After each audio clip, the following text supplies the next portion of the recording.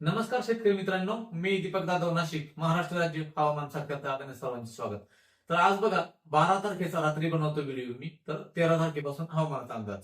तर आज बघितलं तर मान्सूनने आज कुठलीही प्रगती केलेली नाही. दरम्यान महाराष्ट्राचे मुख्यमंत्री देवेंद्र फडणवीस यांनी घोषणा केली की एल निनोचा प्रभाव वाढताना दिसतोय. म्हणजे त्यांनी ते का सांगितलं? कारण नोवाचे रिपोर्ट काल आले, मला मेल देखील कालच आला होता. तर बघा ते देखील बघू आपण एल निनोचा अंदाज. परंतु आज मान्सूनने कुठलीही प्रगती केलेली नाही. तुम्ही बघू शकता की जो 5 दिवसापासून या ठिकाणी आहे, तर ह्याच ठिकाणी मान्सून आहे संपूर्ण. बघा अशा ह्या रेषात तो ह्या भागामध्ये संपूर्ण आलेला आहे, परंतु भारताचा हा भाग बाकी आहे. तर जर तसं बघितलं तर मान्सून आला म्हणजे काय? मग आता आयएमडीचं कसं आहे, भारतीय हवामानशास्त्र त्यांच्या सिद्धांतानुसार चालतात. मान्सून आला म्हणजे त्या भागात पाऊस चालू आहे असं नाही. आज त्या भागात पाऊसच नव्हता ऑलरेडी, तुम्ही मॅपवरती देखील बघू शकता. परंतु मान्सूनची प्रगती ही मुंबईपर्यंत आज यायला पाहिजेत होती, परंतु पुढील 5 दिवस, 5 ते 6 दिवस तरी मान्सून पुढे सरकताना त्या ठिकाणी दिसत नाही. मात्र 15 तारखेपासून वळीव पावसाच्या शृंखला परत एकदा चालू होतील, मात्र त्या सर्व दूर पडणार नाही आणि पावसाची शक्यता ही 20 तारखेनंतरच दिसते. तर हा अंदाज लक्षात घ्या. परंतु आपण एल आणि बाकीच्या सगळ्या फेनॉमिना बघून घटना बघूया. आज दुपारी कुठे कुठे पाऊस झाला ते जर बघितलं तर मित्रांनो बघा, फक्त नागपूरच्या ज्या भागामध्ये, ह्या ठिकाणी यवतमाळ नागपूरच्या भागामध्ये काही भागात, त्या ठिकाणी काही भागात, तो पण सगळीकडे नाही, त्या ठिकाणी आज पावसाची शक्यता होती. आणि स्पॉटमध्ये इकडे वगैरे जालन्याच्या काही भागात पाऊस झाला. आणि मनमाडच्या पूर्वेला, अगदी मालेगावच्या पूर्वेला थोडा पाऊस त्या ठिकाणी आज झाला, मालेगावच्या पूर्वेला.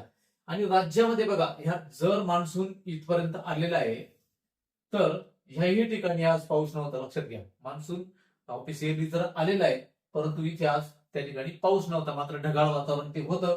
इकडे बंगालच्या उपसागरामध्ये कमी दाबाचे क्षेत्र आहे, त्यानंतर ह्या ठिकाणी देखील एक डिप्रेशन क्षेत्र आहे. बाकी तसा सिस्टम या पद्धतीने आहे. बाकी मोठ्या सिस्टम सध्या तरी नाहीये.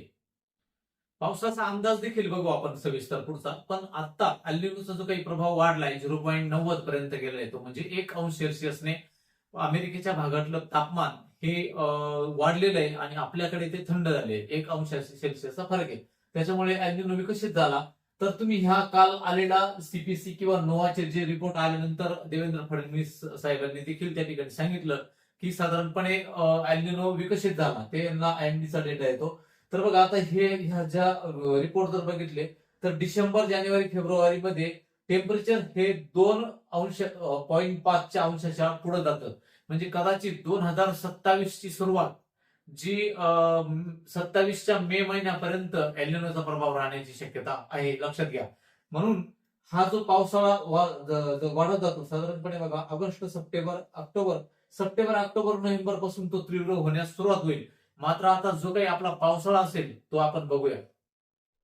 तर बघा मित्रांनो, जवळपास हे जे काही स्टॅटिस्टिकल जे मॉडेल आहे, 20-25 मॉडेलनी असं सांगितलं की 2.5च्या आसपास, म्हणजे 2 अंश सेल्सिअस इतका फरक पडतो. म्हणजे सुपर अल्निनोच्या खाली या ठिकाणी सगळे मॉडेल दाखवत आहे की 2 अंशाचा फरक पडू शकतो पूर्व आणि पश्चिम भागाच्या तापमानामध्ये. हे मॉडेलचं डेटा आहे. त्याच्यामुळे एल्निनोचा प्रभाव हा वाढत जाणार. एसएसटी अनोमली म्हणजे सी सरफेस टेम्परेचर अमेरिकेच्या भागात गरम व्हायला लागले, लक्षात घ्या. इकडे थंड आपल्याकडे व्हायला लागले, म्हणून जे काही लो प्रेशर तयार होतात हे सगळे अमेरिकेकडे जातात, तिकडे पाऊस पडतो, आपल्याकडे ते कमी पडतो. मित्रांनो, जरी एल्निनोचा प्रभाव आपल्याकडे वाढत असताना दिसतो, तरी 100% एल्निनोच्या प्रभावामुळेच हा जो काही खंड किंवा मान्सून मध्ये जोर नाही आपल्याला दिसत असलं, तर मान्सून मध्ये जोर नसण्याचं अजून एक कारण म्हणजे इंडियन ओशन डायपोल हा सद्यस्थितीला न्यूट्रल फेज मध्ये आहे. आणि सगळेच मॉडेल बघा, हे जे मॉडेल आहे, आपल्याकडे 2 गोष्टीमुळे पाऊस येतो. एक तर एल्निनोचा प्रभाव, तो काही कारणीभूत ठरतो भारतीय मान्सूनला.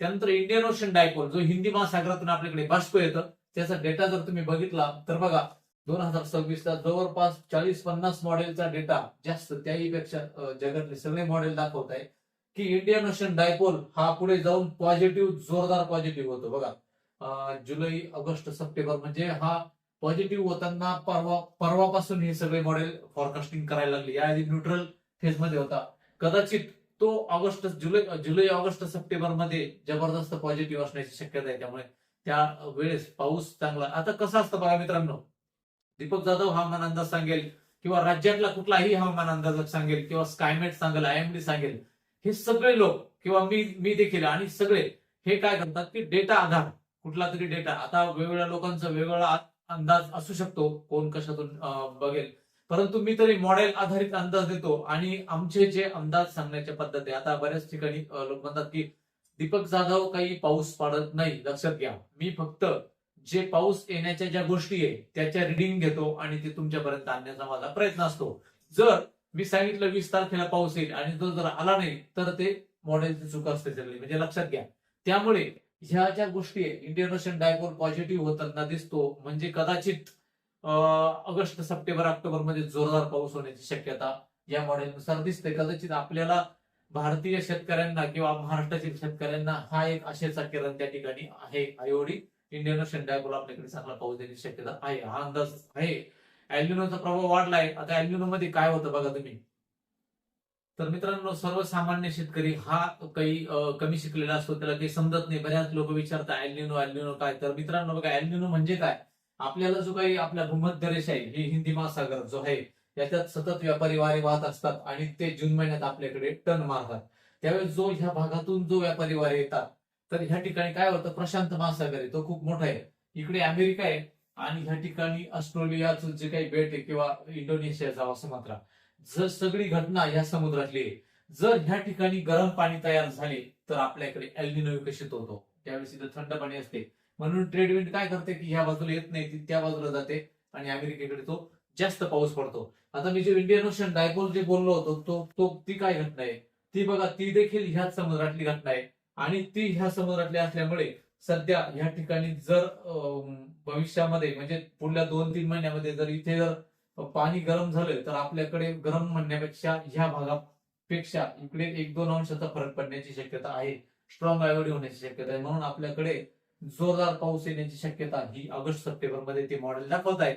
परंतु बघा, एल्निनोच्या काळामध्ये आपल्याकडे काय होतं, हा जो भाग जर तसं जर बघितलं मित्रांनो, तर बघा, मागच्या जो 2 वर्षाचा काळ गेला तर ह्या ठिकाणी इथे लहान असताना काय होतं, इथं लो प्रेशर तयार होतात आणि 27 लो प्रेशर भारतात आले होते, खूप पाऊस झाला होता.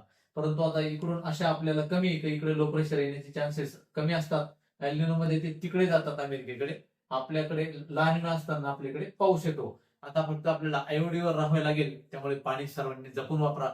दुसरं असं की बघा, आता अंदाज जर पाहिला पुढील अंदाज, तर पुढील अंदाज असा दिसतो मित्रांनो की साधारणपणे मान्सून 5 दिवस प्रोग्रेस मुंबईकडे करताना दिसत नाही. लक्षात घ्या, पुढच्या 5 दिवस तरी मुंबईकडे पाऊस प्रोग्रेस करताना दिसत नाही.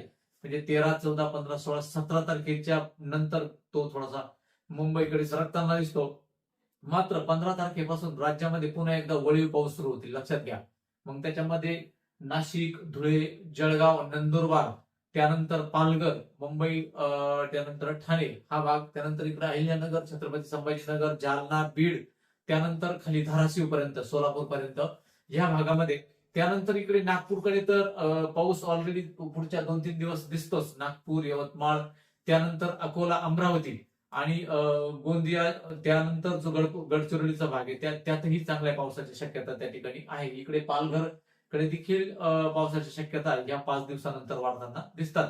आणि बघा, मागे जो पाऊस सुरू झाला होता पॅचेस मध्ये वळीव, तो पाऊस म्हणजे ठिकठिकाणी पाऊस असा पडेल, तो 15 नंतर दिसतो, पण तो सर्वदूर पडणार नाही. लक्षात घ्या. म्हणून आपल्याला 17 तारखेनंतर ते हळूहळू वाढत चालणार आणि 20 तारखेला आपल्याकडे मान्सून ऍक्टिव्ह होऊन मॉडेल आधारित असं दिसतं की लाईट टू मॉडरेट ट्रेन त्या काळात दिसतो. झिमझिम पाऊस म्हणतो, म्हणजे कदाचित मान्सून येऊ शकतो. हा अंदाज आज तरी मॉडेल आधारित मी तुम्हाला सांगितला. त्याच्यात काही बदल होतात का ते बघूया आपण. आणि अपडेट राहा आपल्या ज्या हवामान अंदाज सेवेशी, कारण मी तुमच्यासारखाच एक शेतकरी आणि माझे शेतीचे कामं करून मॉडेल आधारित सर्चिंग करून सगळ्या माझ्या ज्ञान कौशल्य त्या ठिकाणी लावून तुम्हाला अंदाज देण्याचा माझा प्रयत्न असतो. म्हणून हवामान अंदाज हा सद्विवेक बुद्धीने घ्या. मी पाऊस पाडत नाही, मी फक्त पाऊस येणाऱ्या घटनांचा अभ्यास करून ते कधी काय बदल होतील हे सांगण्याचा माझा प्रयत्न असतो. म्हणून सगळ्यांनी हा अंदाज लक्षात घ्या आणि त्यानुसार नियोजन करा. धन्यवाद.